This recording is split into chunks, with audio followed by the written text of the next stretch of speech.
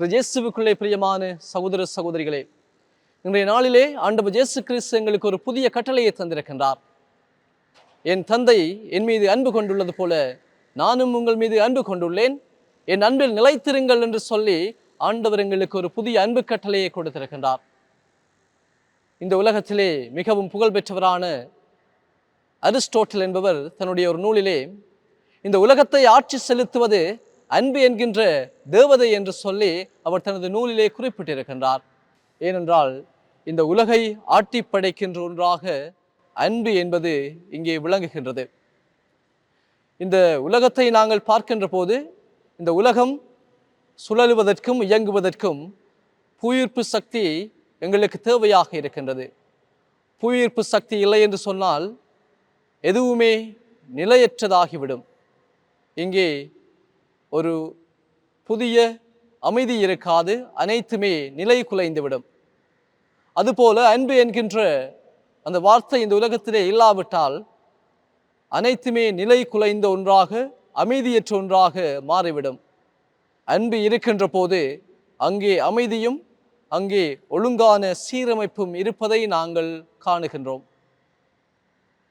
ஒரு முறை ஒரு ஆசிரியர் ஒரு மாணவரிடம் பாசத்திற்கும் காதலுக்கும் என்ன வித்தியாசம் என்று சொல்லி அந்த மாணவனை பார்த்து கேட்கின்றார். அப்போது அந்த மாணவன் அந்த ஆசிரியரை பார்த்து, நீங்கள் உங்களுடைய மகளின் மீது கொண்டிருப்பது பாசம், ஆனால் அதே உங்களுடைய மகள் மீது நான் கொண்டிருப்பது காதல் என்று சொல்லி அந்த ஆசிரியை பார்த்து அந்த மாணவன் கூறுகின்றான். ஏனென்று சொன்னால் இந்த அன்பு என்கின்ற வார்த்தையானது இந்த உலகத்திலே பல வடிவங்களிலே காணப்படுகின்றது. ஒரு தாய்க்கும் ஒரு பிள்ளைக்கும் இடையிலே இருக்கின்ற அந்த அன்பானது தாய் அன்பு என்று நாங்கள் சொல்கின்றோம். அதே போல் ஒரு நண்பனுக்கும் இன்னொரு நண்பனுக்கும் இடையிலே இருக்கின்ற அன்பை நாங்கள் நட்பு என்று சொல்கின்றோம். ஒரு காதலனுக்கும் காதலிக்கும் இடையிலே இருக்கின்ற அன்பை நாங்கள் காதல் என்று சொல்கின்றோம்.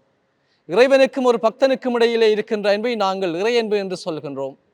இவ்வாறு இந்த அன்பானது இந்த உலகத்திலே பல வடிவங்களிலே காணப்பட்டாலும் அந்த அன்பு அனைவரையும் ஆட்டி படைக்கின்ற, அனைவரையும் ஆட்சி செலுத்துகின்ற ஒன்றாக இருக்கின்றது.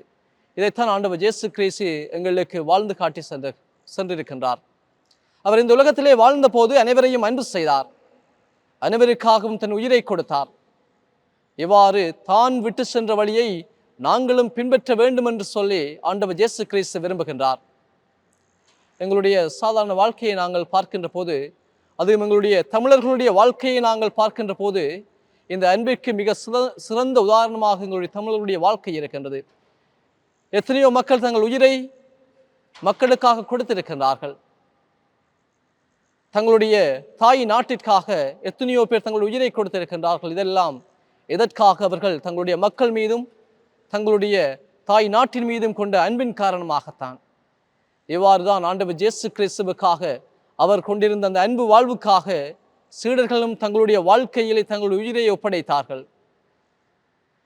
இயேசு கிறிஸ்துவை மறுதலிக்க வேண்டும் என்று சொல்லி கலாபனை காலங்களிலே பேரரசர்கள் வாதாடிய போது, கிறிஸ்தவர்களை எதிர்த்து நின்ற போது கிறிஸ்துவுக்காக தங்களுடைய உயிரை சீடர்கள் கையளித்தார்கள். ஆண்டவர் இயேசு கிறிஸ்துவை பின்பற்றியவர்கள் கையளித்தார்கள். இவ்வாறு தங்களுடைய வாழ்க்கையிலே அன்புக்காக உயிரை துறந்தவர்கள் ஏராளம். அதே போல் எங்களுடைய வாழ்க்கையிலும் நாங்கள் இந்த உலகத்திலே அன்பு கொண்டு வாழ்கின்றோமா என்று சொல்லி நாங்கள் சிந்தித்து பார்க்க வேண்டும். இன்றைய சமூகத்திலே நாங்கள் பார்க்கின்ற போது எங்கும் போலித்தனமே நிறைந்து காணப்படுகின்றது. ஒரு கணவனுக்கும் மனைவிக்கும் இடையிலே இருக்கின்ற அன்பிலே அங்கே உண்மைத்தன்மை இல்லை, அங்கே போலித்தன்மை காணப்படுகின்றது. இரு நண்பர்களுக்கு இடையிலே இருக்கின்ற அன்பிலே அங்கே உண்மைத்தன்மை இல்லை.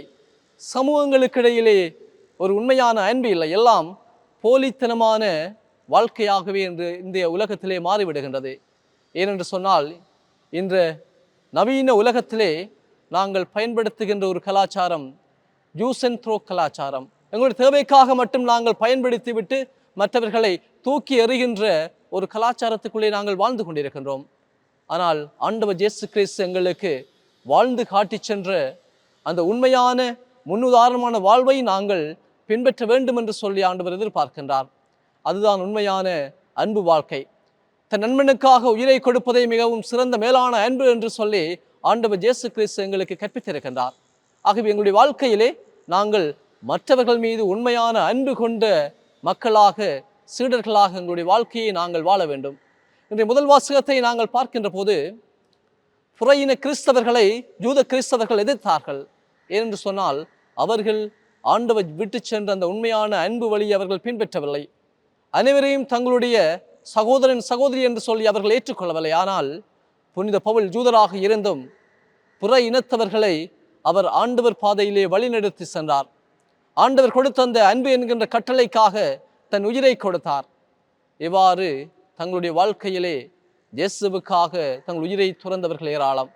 ஆகவே எங்களுடைய வாழ்க்கையிலும் ஆண்டவர் இயேசு கிறிஸ்துவை பின்பற்றுகின்ற கிறிஸ்தவர்களாகிய நாங்கள் இந்த அன்பு வாழ்க்கையை நாங்கள் வாழ வேண்டும். எங்களுடைய சமூகத்துக்குள்ளே, எங்களுடைய குடும்பத்துக்குள்ளே, எங்களுடைய உறவுகளுக்குள்ளே உண்மையான அன்பு கொண்ட நல்ல கிறிஸ்தவர்களாக எங்களுடைய வாழ்க்கையை நாங்கள் மாற்ற தொடர்ந்தும் நாங்கள் இறைவனிடம் வரம் வேண்டி மன்றாடுவோம். ஆமேன்.